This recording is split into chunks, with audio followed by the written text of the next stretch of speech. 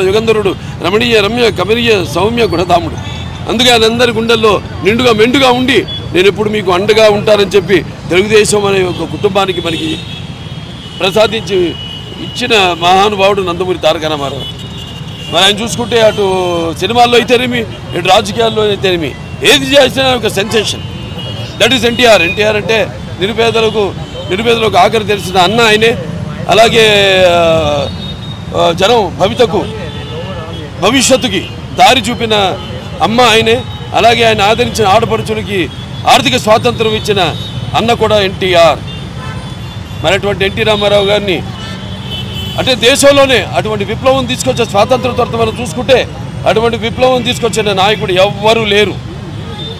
ఇవాళ ఏ ప్రభుత్వం అయినా సరే ఆయన ప్రవేశపెట్టిన పథకాలు ఎంతో సాహసోపేతమైనవి, ఎంతో ఉపయోగకరమైనవి, అలాగే ఎంతో సానుకూలమైనవి ప్రజలకి. ఎన్టీ రామారావు రాజకీయాలు రాకముందు వచ్చిన తర్వాత మరి ఆయన ప్రవేశపెట్టిన పథకాలు వాటిని అమలు చేసి ఇప్పటికి కూడా అందరూ కూడా అవే పథకాలని పేర్లు మార్చి వాటిని ప్రవేశపెట్టి అమలు చేస్తున్నారు. That is NTR. మరి నటుడుగా ఇక చెప్పాల్సిన లేదు. రాజకీయ రంగంలో కూడా ఆయన గురించి ఇక చెప్పడం అంటే ఆ సూర్యుడిని వేలెత్తి చూపించడమే అవుతుంది. That is NTR. ఆయన ముందుగా ఒక నటుడిగా ఆయన వారసత్వాన్ని ముందుకు తీసుకెళ్ళడం, అలాగే ఒక హిందూపూర్ ఎమ్మెల్యేగా మూడోసారి నేను గెలవడం అది నా అదృష్టంగా భావిస్తున్నాను.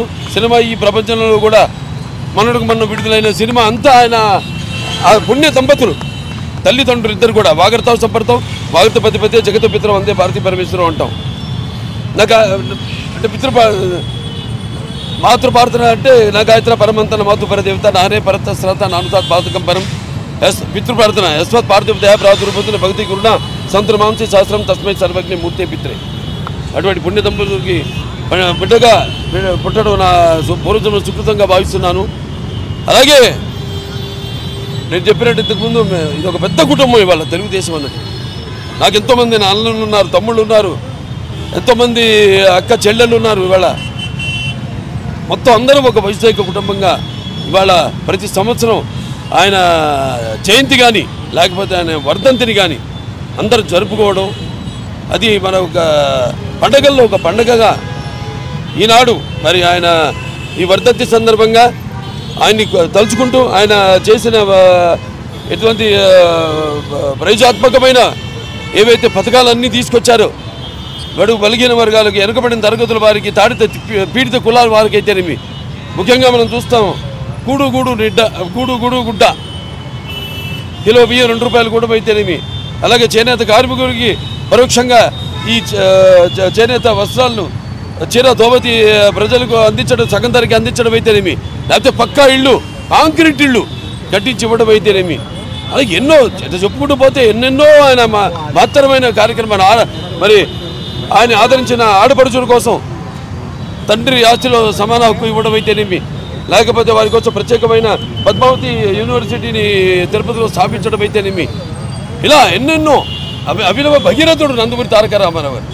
ఒక హెచ్ఎన్ఎస్ఎస్ అయితేమి, లేకపోతే గాలిరి నగరు అయితేనేమి, లేకపోతే ఒక తెలుగు గంగ అయితేనేమి, ఆయన మానసిక పుత్రికలు ఇవన్నీ అభినవ భగీరథుడు ఆయన. అలా ఏది చేసినా ఒక సినిమా రంగంలో అయితేనేమి, ఒక రాజకీయ రంగంలో అయితేనేమి, ఆనాడు ఎన్డీఎఫ్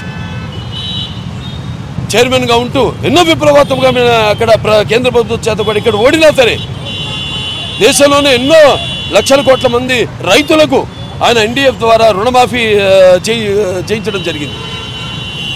అలాగే మండలాల ఏర్పాటు, అంతవరకు దూరంగా ఉన్న అధికారాన్ని కొన్ని మైళ్ళ తరబడి పడుగాపులు కాయాల్సిన ప్రజల వద్దకు పాలనంటూ ఆ రోజు 330 తాలూకాలని 1100 మండలాలుగా విభజించి ప్రజల వద్దకు పరిపాలన తీసుకొచ్చిన మహానుభావుడు నందమూరి తారక రామారావు.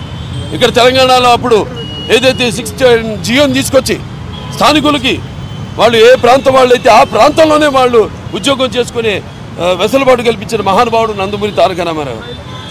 అలాగే ఇక్కడ వెనకబడిన తరగతులు ఎవరికైతే అధికారంగా దూరంగా ఉన్నారో వాళ్ళందరికీ చేయూతనిచ్చి వాళ్ళని సగౌరవంగా తీసుకొచ్చి మైనారిటీలు కావచ్చు, లేకపోతే వెనకబడిన తరగతులు బడుగు బలిగిన వర్గాలు, దాడిత పీడిత కులాలు అయితేనేమి వాళ్ళందరినీ తీసుకొచ్చి అధికార పీఠం మీద మీద కూర్చోబెట్టి వాడిని గౌరవించిన మహానుభావుడు నందమూరి తారక రామారావు.